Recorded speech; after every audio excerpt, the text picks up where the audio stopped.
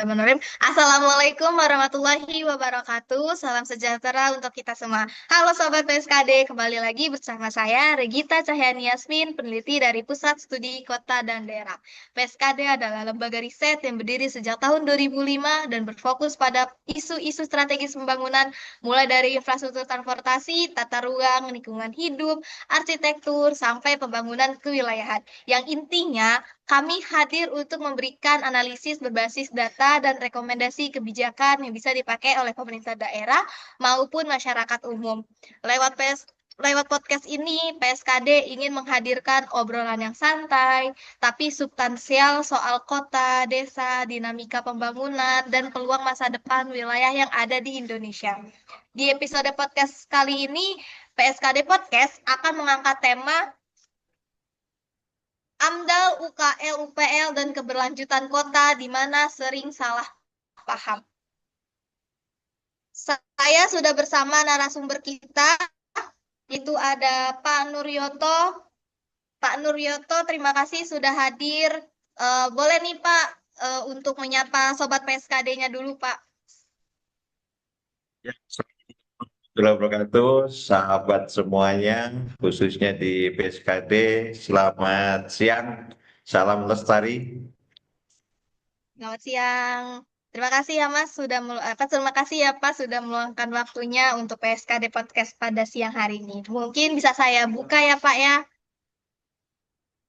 Ya, Dalam banyaknya silakan. kasus, baik Pak, dalam banyaknya kasus, pembangunan kota sering dipresesipkan selesai ketika proyek berdiri dan mulai beroperasi. Namun di saat yang sama juga, kita juga dihadapkan pada masalah yang terus berulang, seperti banjir, pencemaran, konflik ruang, hingga penurunan kualitas hidup warga kota. Seringkali juga persoalan ini muncul di lokasi yang sebelumnya telah melalui berbagai proses perizinan dan kajian.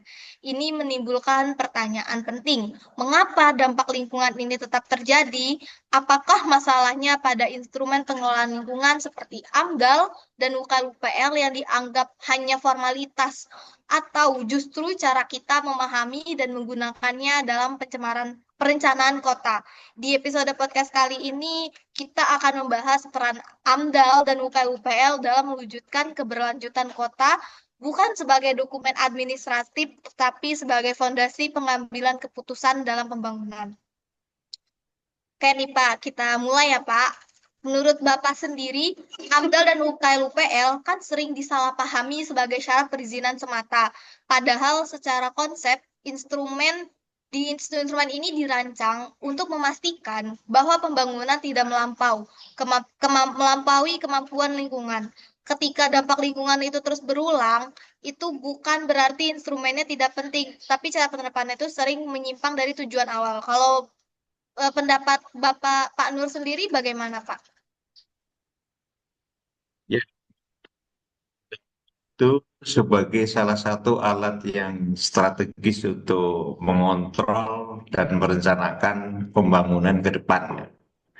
Dan khususnya untuk kota, memang setiap kegiatan yang ada dan mempunyai dampak kepada lingkungan itu harus menyusun dokumen AMDAL. Jadi harapannya dengan alat diantaranya adalah dokumen AMDAL ini, maka dampak lingkungannya akan bisa dikurangi, bisa diatasi, bahkan mestinya itu dampak lingkungan tidak terjadi lagi di perkotaan. Jadi fungsi strategis dari dokumen AMDAL ini adalah sebagai pemutus apakah pembangunan di sebuah daerah atau kota khususnya itu punya dampak lingkungan atau tidak.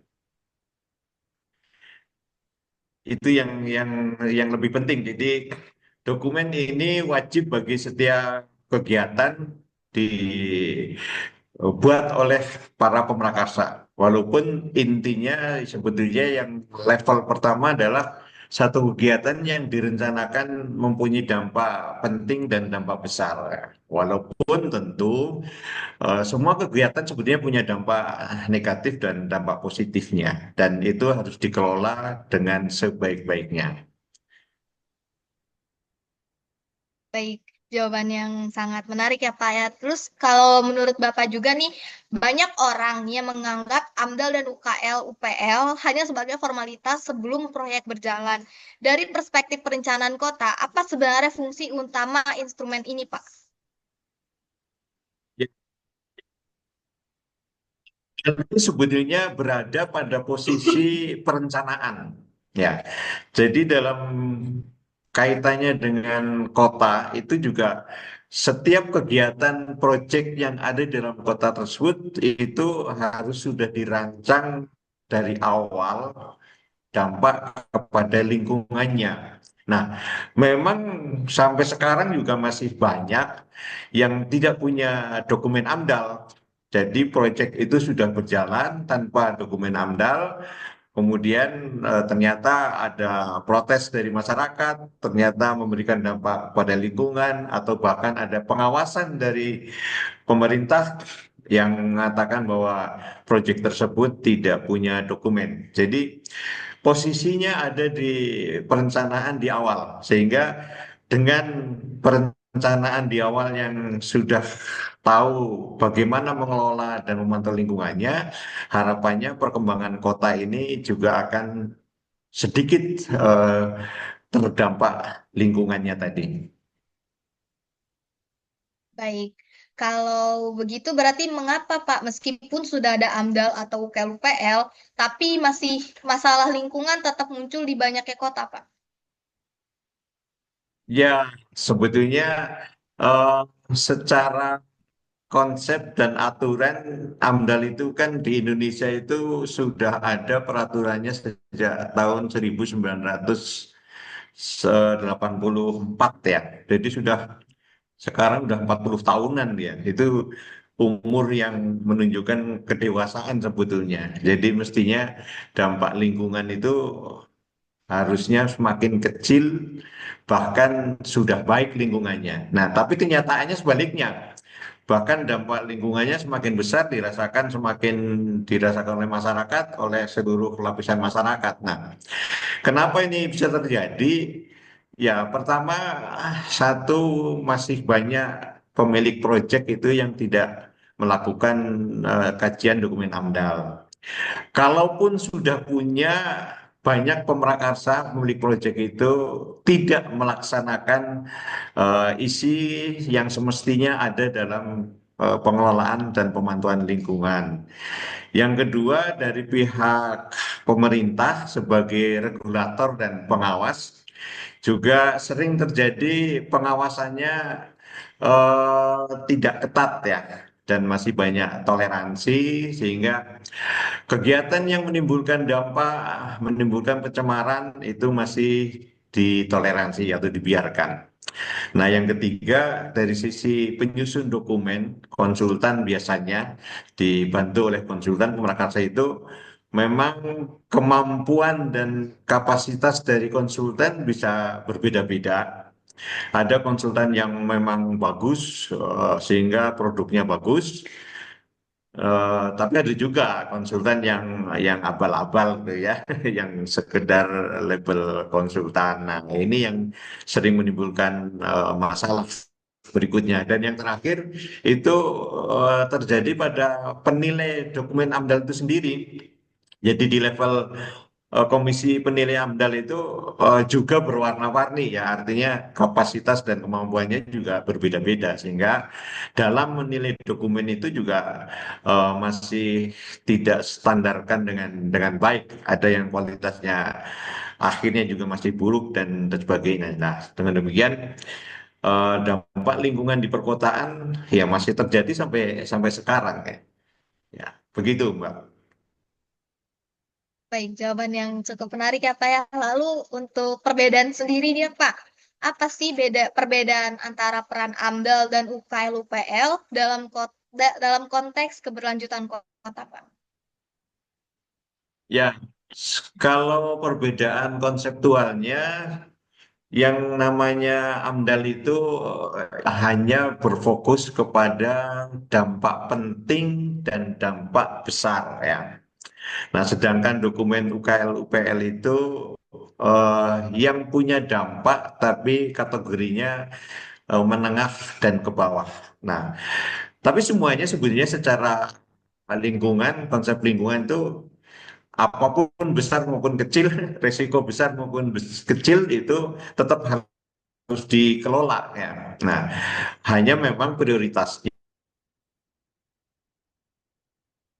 yang penting itu harus mendapatkan porsi pengelolaan dan penguatan yang lebih besar daripada dokumen yang UKL UPL. Tapi sebetulnya dalam konteks lingkungan semuanya penting untuk dilakukan pengelolaan dan dilakukan pemantauan secara konsisten. Ya.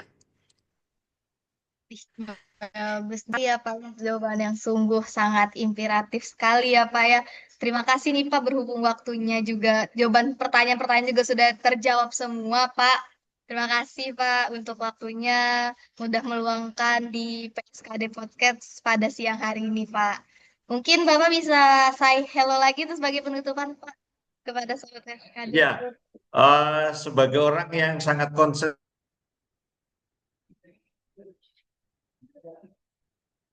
ayo bersama-sama dengan segenap komponen bangsa ini untuk meningkatkan kepedulian terhadap lingkungan. Sehingga harusnya lingkungan itu semakin baik, semakin berkualitas.